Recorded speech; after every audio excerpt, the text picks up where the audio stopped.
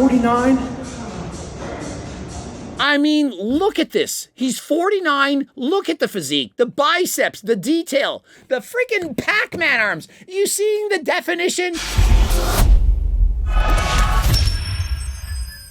Coach Greg, in today's video, David Goggins claps back. He's sick and tired of the people saying you're a fake natty, that there's no way you could train the way you diet the way you do anything that you do, and at the same time, he's sick of people making fun of him.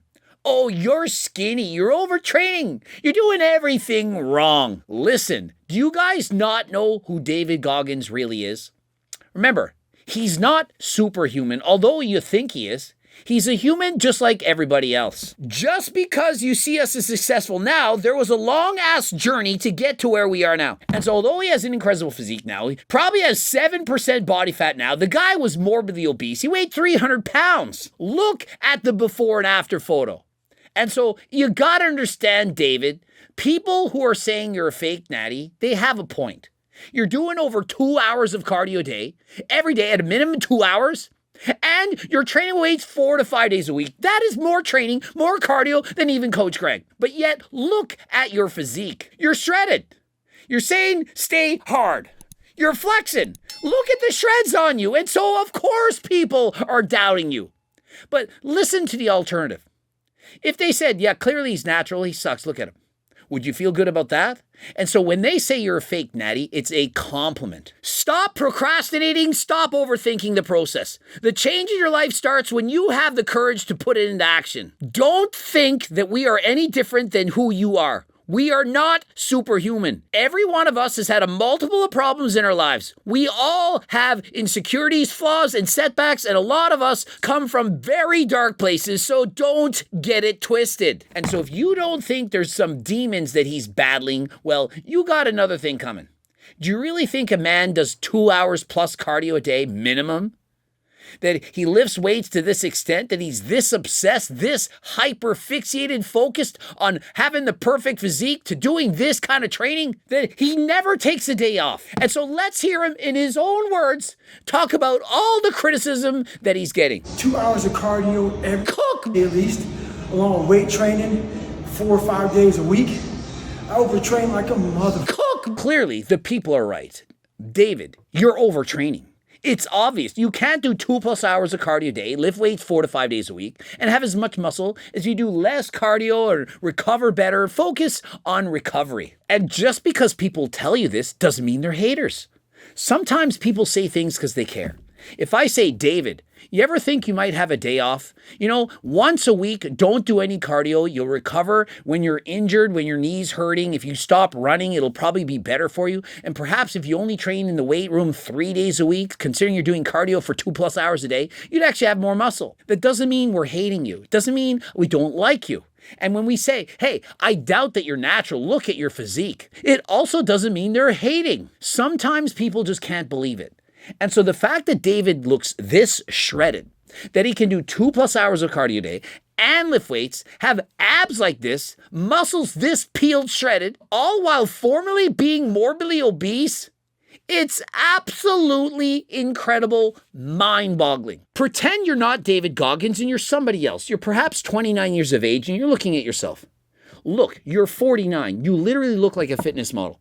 As you're standing there right now, I see this and I think that is a very good natural physique model. A competitive guy in men's physique. Take away that dip belt thing that's attached to your waist and I see a guy that could walk up on stage right now and place very well. And you're 49. One more year, you're the Grand Masters division. 49, you're older than Coach Greg, but look at you. They're thinking, this guy, look at this guy. I'm 10 years younger than this and I have nowhere near that physique. I could never train 2 hours a day. I could never even lift 5 days a week. I don't have the time. I got kids, family, whatever. And so what do they say? You're overtraining. You're skinny. Yeah, you're skinnier than you could be if you only did 1 hour of cardio a day. I do about 1 hour of cardio a day and I lift weights 3 days a week. You're doing double what I'm doing. If I did as much cardio as you did, lift as much weights as you did, I would also be skinnier. Many people would then write in the comment section, Coach Greg, what happened to you? You lost 10 pounds of muscle. And I'd say, so what? Say, Coach Greg, you're overtraining. I'd say, yeah, I agree. I am overtraining. You know you're overtraining, but you love it. And so what? Do you not think that every guy in the Tour de France eventually is overtraining? Think of it. You just finished the Tour de France. You've been racing for 3 weeks straight, riding hundreds of kilometers a day. You're overtrained. You need a break. And what happens? They take a break. They recover. What do? You never take a day off. So a lot of you guys think you guys know what the fuck you're talking about. No TRT, no creatine. David Goggins, everyone should take creatine. It's going to make you better. What is wrong with being a better David Goggins? David Goggins on creatine has more muscle. Let's call it 1 pound, 2 pounds. I don't care. If you took creatine, you'd have more muscle. Why don't you want more muscle? What is wrong with that? I do protein, I eat fucking good. And so if you're taking tons of protein, you're trying to build muscle, why wouldn't you want to optimize yourself? And to the same extent, David, if you are perhaps at 49 years of age and you can't keep it hard in the bedroom, perhaps you're on the bike so long and it's cutting off circulation, blood flow to the penile area, and your wife's saying, stay hard, harder than last time, David. Is there anything wrong with taking harder than last time? And to the same extent, is there anything wrong with taking creatine? But why stop there, David? Why not add in GO2 max? It has NMN. You know that can make you faster. You know that can improve your cardio, especially as you get older. And so why would you want to be a lesser version of yourself? Oh, because I don't use supplements? Because I stay hard? We're not in the army, David. We're allowed to take supplements, as if they don't take supplements in the army. You can use GO2 max, you can use creatine, you can use natural supplements, and it's okay. It's not going to make you less of a man, less of an alpha, less masculine if you take creatine. Find a doctor that gave it to me. Nothing. Ever. Nothing. I believe you, David. You've taken nothing ever, ever. I believe it. But just because you take creatine doesn't mean that you're a fake natty. No one's going to say that. Creatine's been studied for decades. Everyone knows it should work. I do protein, I eat fucking good. I eat foods that have 1 or 2 ingredients. Not all that bullshit. It's all about balance. If you're David Goggins and you want to run 2 hours plus a day, lift weights on top of that, at a minimum, and eat perfect diet, only eating steak and 1 ingredient foods all day long, and you have the perfect life and you can do that, then that's amazing. You're a 1 in a million. But for the rest of us who have balance, do what you got to do. 150 minutes of cardio a week. Try to lift your entire body twice a week. Each body part twice a week. Do your best. Read a book. Stop wasting time scrolling on the internet 8 hours a day and watching all this TV, this nonsense. Try to have real relationships in the real world with 5 friends. You don't need 50. Try to have 5 real friends. Impressive as cookbook. And so I clearly am impressed. I do in fact believe that he's 100% natural. He's on Turk Builder. And so of course people are going to accuse him. He must be on Turk Builder. He must be on GO2 Max. He must at least be on creatine. I mean, why wouldn't he? And so for some reason, he just isn't. When he says he doesn't even take creatine, I believe him. When he says he's not on HRT, I also believe him. 49.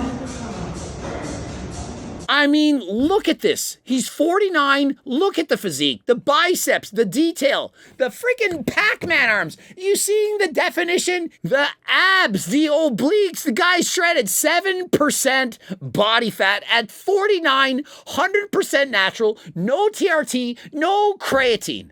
Unfrigging real. And does he in fact have normal levels of testosterone? I'm going to argue that he must.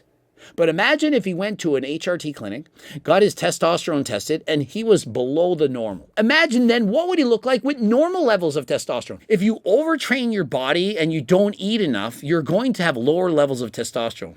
And so perhaps he's a rare outlier. Do you know what outliers are? They're rare exceptions to the data. David Goggins is perhaps that 1 in a million guy who can do 2 hours plus of cardio, lift weights perhaps almost every single day, eat only enough food to keep him at 7% body fat, but have normal levels of testosterone. And so is he in fact overtraining? Maybe not. Maybe his body was designed to be this way. And you're thinking there's no way possible he used to be morbidly obese. Why do you think he was morbidly obese? Just because you have amazing genetics, do you think that automatically means you're going to look amazing no matter what you do? Of course not. If you have amazing genetics for building muscle, but you lay in a hospital bed and never move your entire life, you're not going to have a lot of muscle. If you have amazing genetics for cardio, take Lance Armstrong, an 8-time Tour de France winner. Guy has impeccable cardio. If you never got on a bike, if you sat on a couch and played video games all day, eating chips and licking your fingers and looking like a slob, a fat piece of shit, you wasted your life. How would you know you have those genetics? You wouldn't. And so perhaps now at the age of 30, you haven't done anything your entire life. You're a fat piece of shit. You're doing video games all day. You don't have a job. You just eat junk food all the time. And you watch this video and you're thinking, that's it. I'm going for a walk. Today's the first day. I'm going to get in shape. And you do this, and in 10 years, no, 19 years, you're now 49, and you look back on this moment, and you're thinking, look at me. Look at the biceps, my abs, I'm shredded. You're doing 2 hours of cardio a day lifting weights. You are now the next David Goggins. Do you really think you didn't have those genetics? You had those genetics all along, you just weren't using them. You weren't applying them. Now listen, you don't have to take it to the point of being a David Goggins. You don't need to do 14 plus hours of cardio a week, train 5 hours a day, only eating 1 and 2 ingredient foods. But can you do half as much? 1/4 as much? 10% as much as David Goggins? I think you can. And so I ask you this.